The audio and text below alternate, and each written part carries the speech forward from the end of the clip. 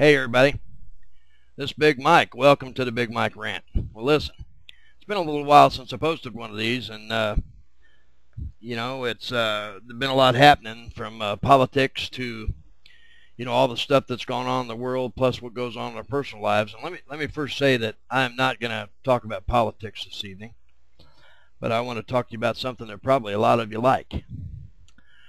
You don't have to agree with me. You don't even have to like it, but I just, I think it's only fair to warn you that you may feel free to agree to disagree with my opinion. What I want to talk to you about is reality TV, or the so-called reality TV.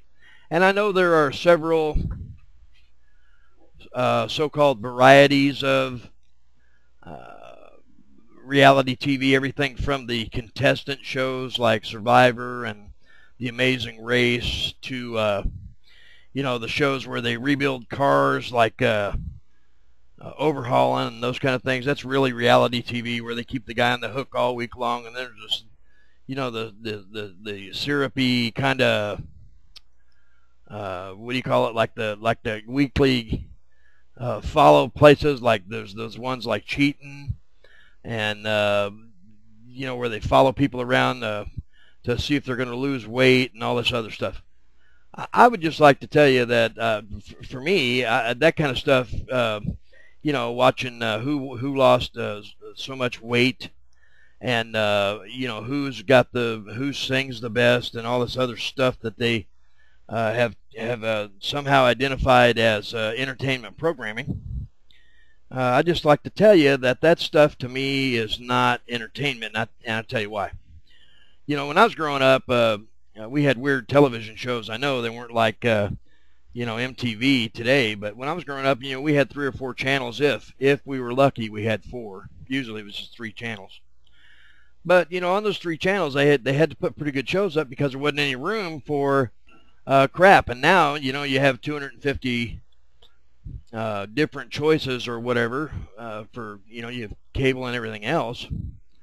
So you have every hour you have a need for an hour of programming. So you got to learn how to cook or fight or be in court or, be on some kind of reality game show or TV show or something else that is, reality based. And the problem is the standard keeps getting lower and lower and lower. So I'm not saying that all reality TV stinks. I don't generalize most of the time, but I am telling you that the more of this stuff we support, the worse it gets, because the bar gets produced lower and lower and lower. So instead of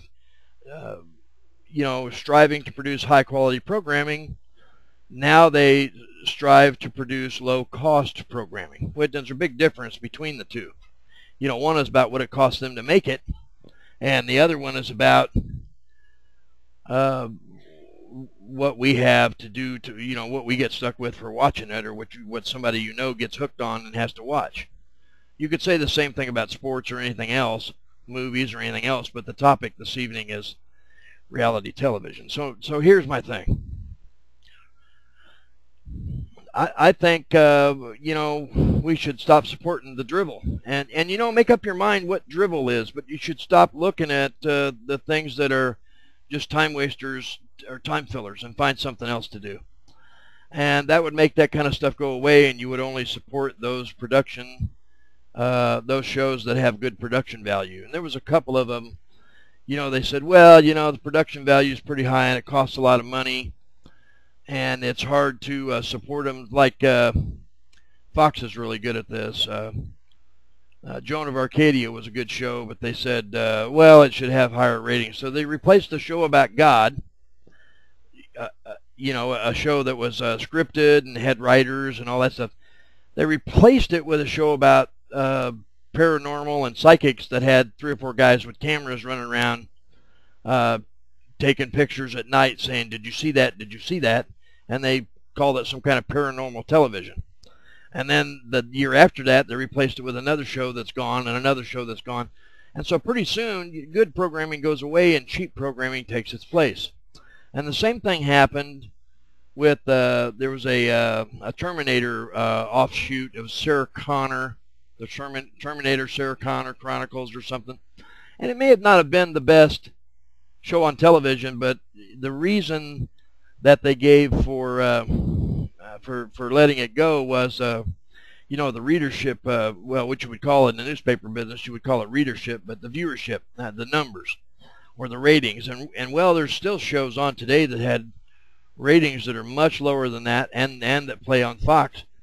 And they replaced it with a couple, now 3, I think, reality shows. There was some kind of the Swamp Rats or you know, these idiots that Duck Dynasty or whatever. I don't know. There's so many of them now. It's just incredible. I don't even know how you watch them. You know, and then there's some of them that, you know, I watched for a while, and then it just became the same thing over and over and over and over and over again. It couldn't get any better, and it's not ever any worse, and it's always the same. And that's the Dangerous Catch and Mike Rowe. And Mike Rowe's show, Dirty Jobs, it was pretty good. But I mean, it's the same thing every week. Hey, I'm Mike Rowe. I get all dirty in this crap. Watch me, woohoo. You know, the Dangerous Catch, same thing. Hey, we go out of here on a boat and we flip these crab things up all the time, and somebody gets their finger smunched. Woohoo, look at us. You know, okay, great. But it just doesn't seem like to me, you know, that doesn't measure up to the standard of whatever your favorite television show is. I'll just use things from the 60s and 70s. And yeah, I know things change.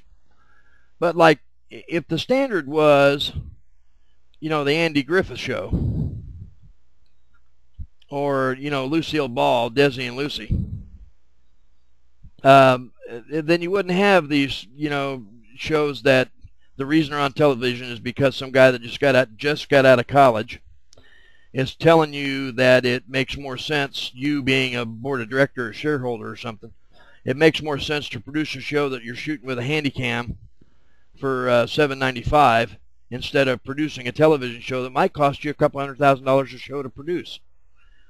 You know, it just, to me, it's all about greed, and it's never going to stop unless we do something about it. So I'm just telling you from my standpoint, and I hope that you give this some thought before you disagree, but from my standpoint, I have no idea why people support reality television, and I kind of hope you don't. So anyway, everybody have a great day. This is Big Mike, and I'll talk to you again sometime.